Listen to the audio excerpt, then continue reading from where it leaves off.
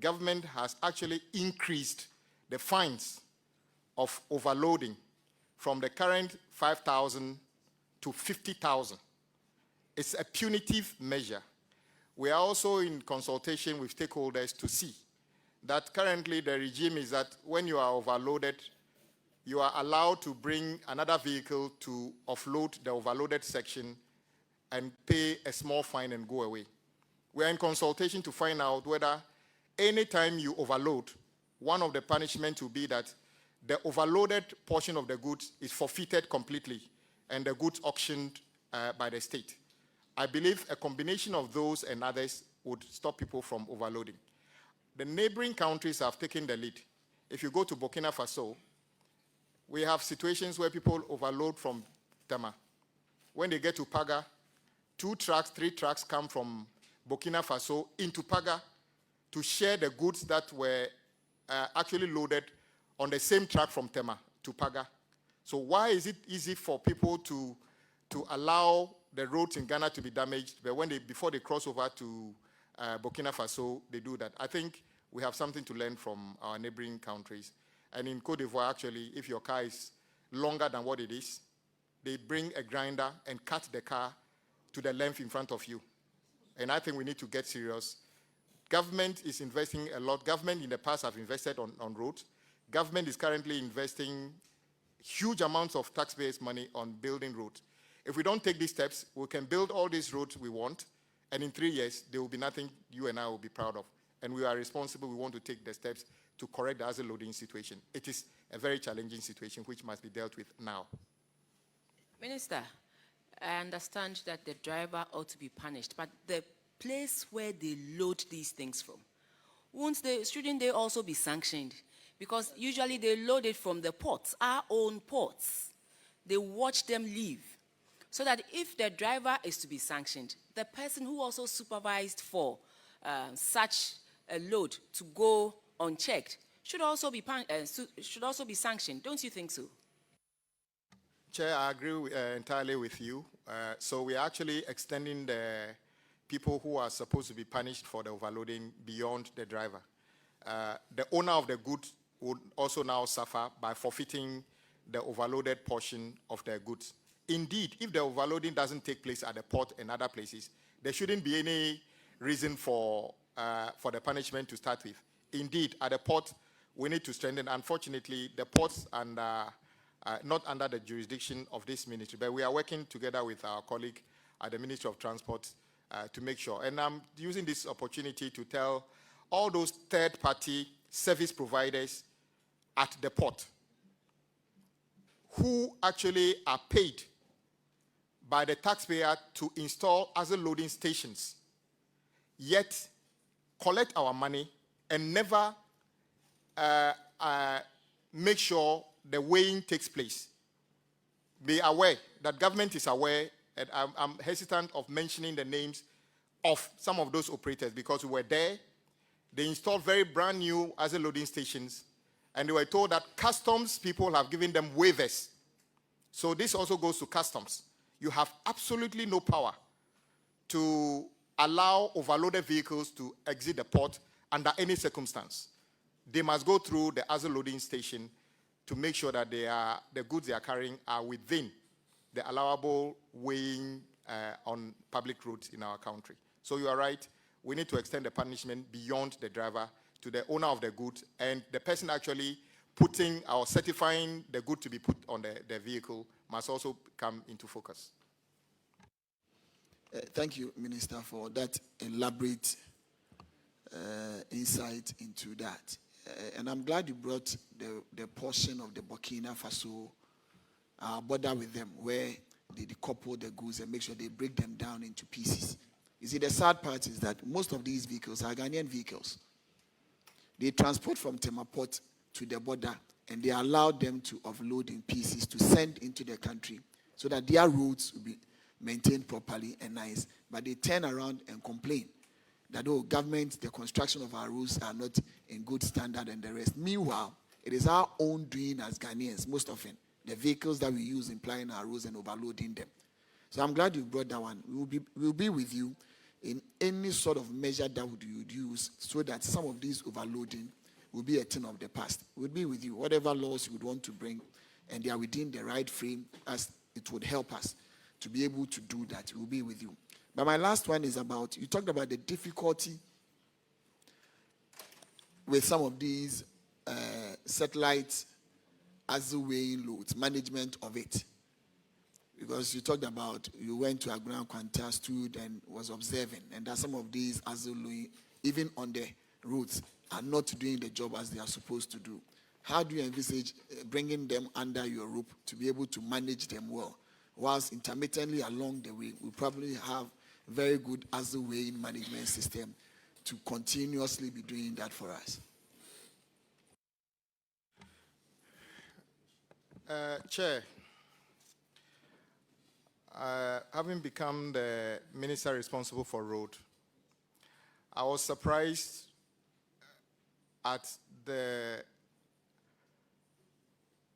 amount of money that is paid as a load station attendant, and the push by the caliber of people who want to operate as a load station.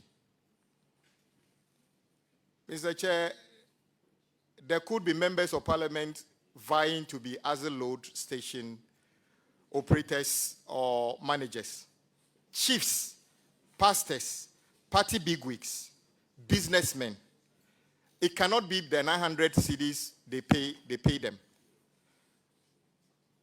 We also did some work which would come out soon, but the brief I've had, for instance, there's an as a load station where we went, and then we were told the computer was faulty, so they were allowing the vehicles to pass through. When I threatened to sack everybody, somehow the computers came alive. During the investigation that was carried out, yet to be concluded, it turns out that even the data that is recorded when the vehicles go onto the weighing bridge is just data that can be wiped out. So in other words, if the data is not protected, assuming 20 vehicles went on the bridge and were even fined, and the fines paid, somebody can decide to wipe the data to suggest that no vehicle was caught. I think the solution is not to build more ASIL loading stations. It is the loading points that we need to enforce, and also to make sure that the punishment for overloading is far more punitive than this. In many other countries, you dare not overload. And I can tell you for a fact, Ghana invests more on the maintenance and construction of more roads than any of our neighbors. Just check their data. We spend much more money on maintenance and building of new roads than our neighbors. Somehow, their roads last longer. It is also not because the Ghanaian contractor does a shoddy work all the time, because our engineers and contractors actually work in other countries beyond the borders of Ghana, and they do good job as well. It is simply because, partly, we actually allow overloading on our road. No road can be built to carry 100 tons, 120 tons. But those are the things that we carry on our roads in Ghana. 120 tons by one vehicle. Which engineer is going to be able to design a road envisaging that somebody is going to drive 120-ton goods on that road? We cannot do that because the cost is unbearable. So we will take action, and I'm very grateful for your offer to support whatever steps we will take to make sure we reduce or we eliminate this, and also to make sure our roads last longer whilst we keep investing. Thank you, Chairman. Thank you very much, Honorable Minister. Some of the axle loads areas, the entrance and the exit of these places are so dangerous. There's one in my constituency that you can count on having an accident, at least one in either every 2 weeks or maybe 3 weeks. And it's so serious. And it's on a straight road that all these big cars go so fast on it. You hear ping pong, but if there's a ditch out there that the trucks even get into accident, at that place. I think somebody needs to look at it. I don't know if it's the operator of the place or your ministry. The chairman, it's obviously under the purview of the ministry, but specifically under the highway authority. So it is our responsibility to determine, even if we have a private, a third party building it, we have to certify the design and other things. So you've raised it, others have raised it, and we are reviewing all that as part of what we want to do to improve safety and longevity of our roads. Thank you very much. Now let's move to the next one. Management issue is on paragraph 1516, and it's outstanding interest liability on delayed payments. And it says the recommendation is we recommended to management to liaise with all relevant stakeholders to raise the necessary funding to address the growing liability and ensure projects are not halted due to delay in payment of certificates. We also advise management to ensure that contracts are not awarded when funds are not available to ensure the completion of the projects. At the time of the audit, we owed 615 million Ghana cedis on delayed payments. What has happened now, sir? Chair, sadly, the situation is getting worse. But as you said, the recommendation from the auditors is right within the law that we should make sure contracts are awarded only when we can justify it.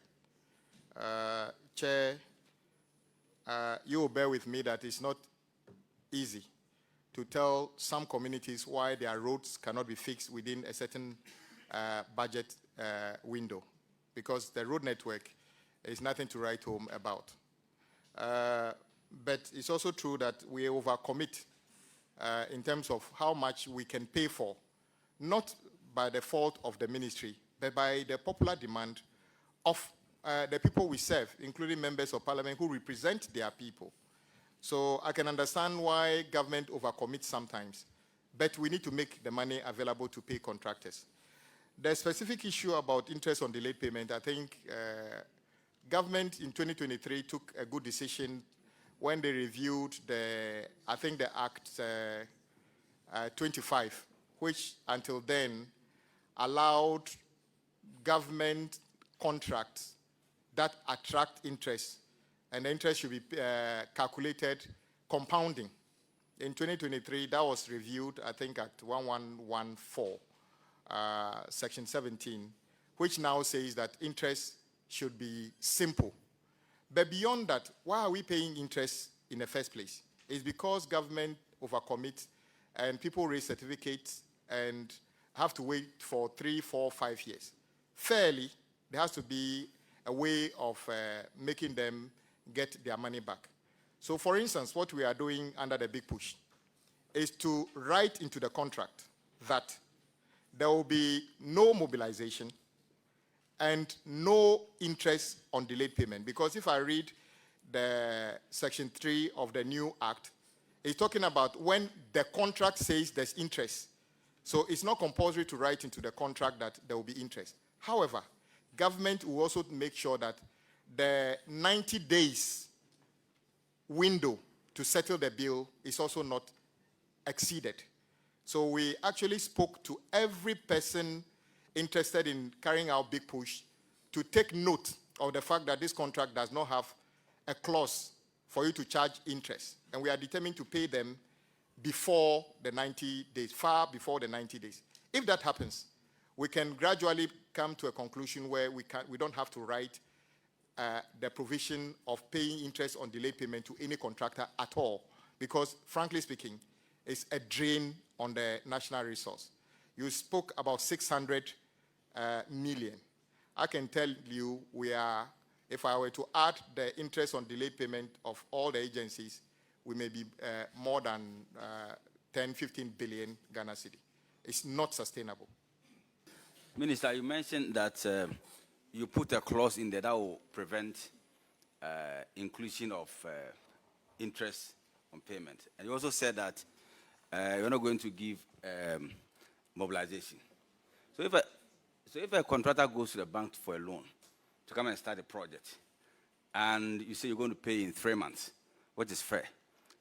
If something happens and you don't pay, what happens? His interest will be accumulating at the bank. So what happens in that case? Chair, that is why I said we want to start this gradually.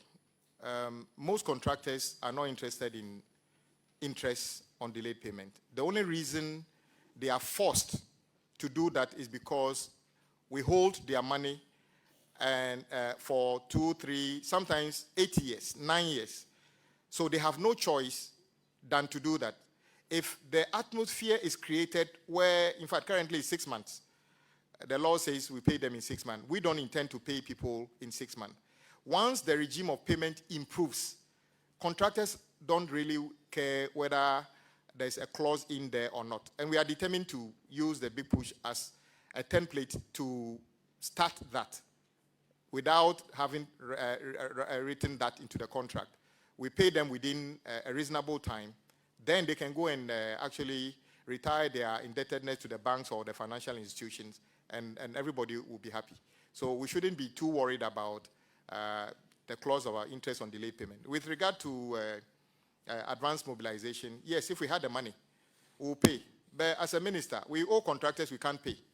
And then the same contractor comes to get a new job, and then you are using the money to pay advanced mobilization. And then the certificate you owe him is attracting interest. Won't you rather pay off his debt and allow him to use his own money as capital to start the new project? I think we had this discussion with them, and we thought that it was appropriate. That is why we want to thank the Parliament for making allowance for some amount to be set aside for arrears clearance. At the last check, I think we have paid almost 5 billion towards the arrears, and we will continue to do that. The Ghanaian contractor deserves to get his money back so that they can go back to site in our communities and work and make those roads safer for all of us. Thank you very much, Honorable Minister. You and your team, you are discharged. Unfortunately, sorry, there are quite a number of public interest questions around the table. And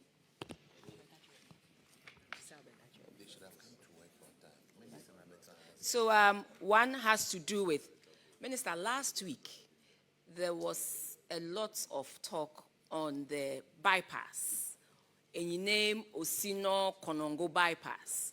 Minister, I mean, some substantial amount of work has been done. Can we please continue and complete it to make sure motorists can use that road? Last week, I was told that from Inyiresi, that is my constituency, and you name Inyiresi, I mean, they were stuck for about an hour or more. Cars were not moving.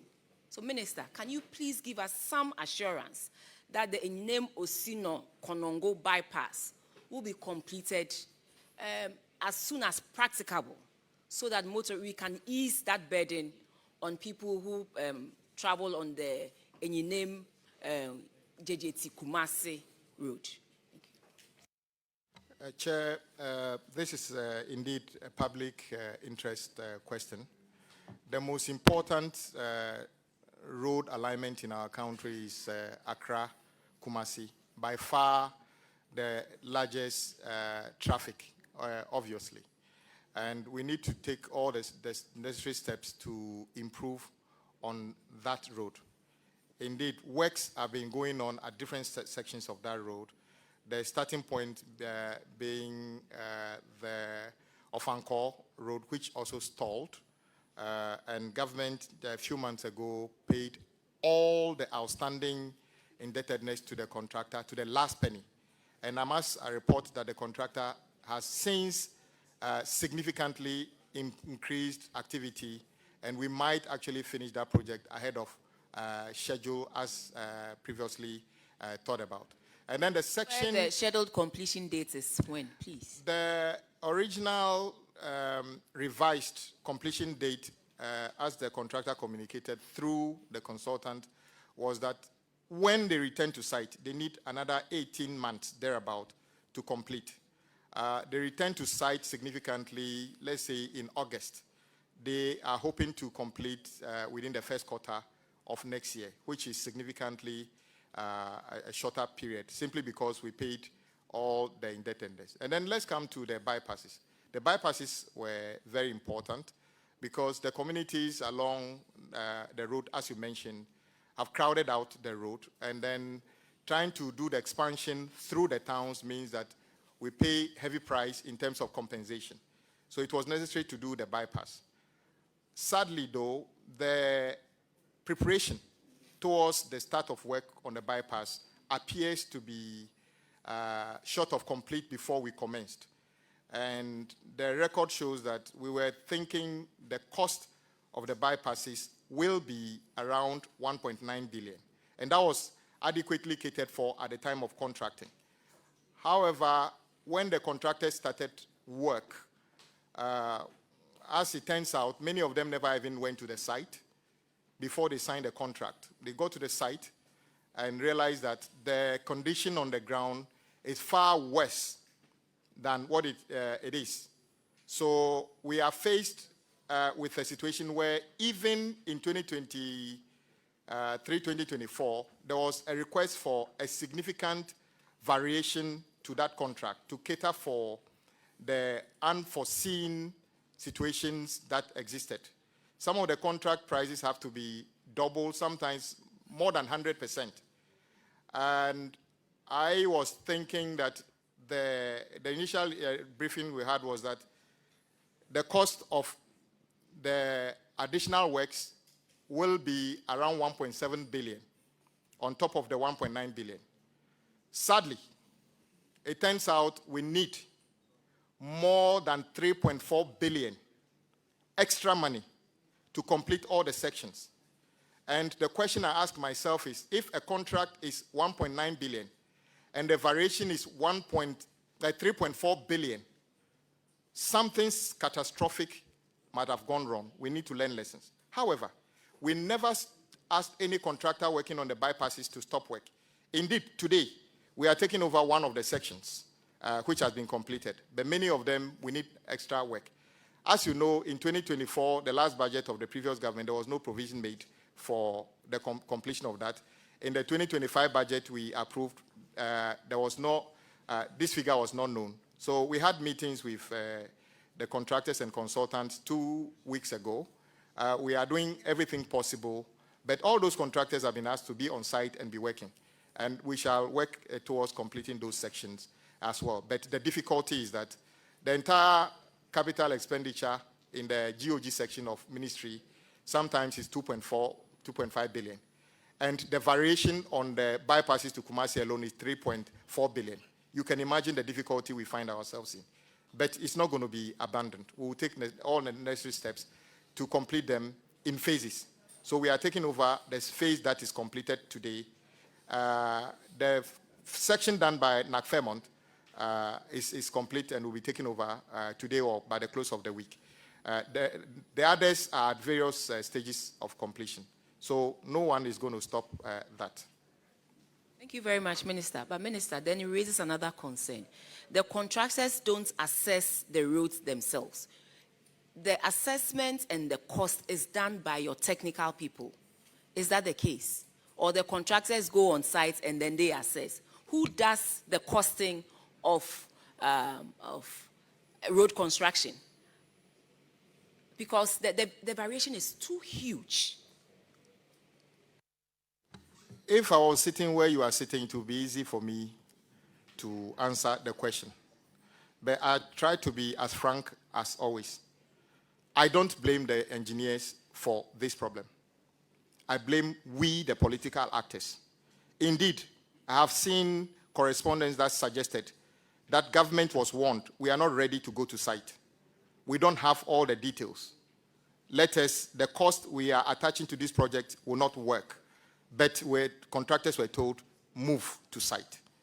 And it will be very unhelpful on my part to look into the faces of the engineers and say, it's your fault. I know it's not their fault. It's our fault. We, the political class, fault. And the more we engage more and know that every road in the country cannot be fixed within a budget window, and let's be frank about it, and encourage people that today is town A's 10, tomorrow it will be your 10. And then budget adequately for it, the better. But if we want to say it's the engineer's fault, they will accept it. That is my fault. But in our hearts, we should know it's not their fault. On this occasion, I know it's not the fault of the engineers. Yeah, it's not the fault of the engineers. The engineers won't. Like you said, you've seen documents to that effect. We'll be happy to have a look at the documents, which the engineers wrote. I said correspondence, because I engaged them. Hearsay or documentation, because, Minister, let me tell you, it is very, very easy for someone to say something in one era of a government, and then when another government comes, they say something else. Saying with your mouth that, oh, you warned them that they should not and that you haven't finished with the cost, and having documentation to prove are two different things. You know, Minister, some of these things we should not allow. I know that, yes, the political class can sometimes have their way, but these things too, I challenge the technical people that it is always good to stand on your ground and say, this is not right, because you are also a citizen of this country. It doesn't matter whether you have I know and I have seen some people, I don't want to mention names, I'm looking at some of them. If it is not right, they will tell you politely that it is not right. And sometimes they issue memos to let you know that, yes, they warned you by way of a memo that this will hurt you, this will not help. So I understand sometimes the political class would want to have their way. But, Minister, sometimes we should also go beyond these things, because some of our people, our technical people, tend to sing different songs in different areas. I have seen some before, and that is why I'm saying what I'm saying. But I understand, it's just that the variation is too huge. But I pray and hope that with the 13.9 billion allocation that you have made for the big push, at least you will use a portion of that to complete it, like you said, in phases, so that people plying the Accra-Kumasi road can travel in peace and not come back with aches and pains all over. So thank you very much, Honorable Minister.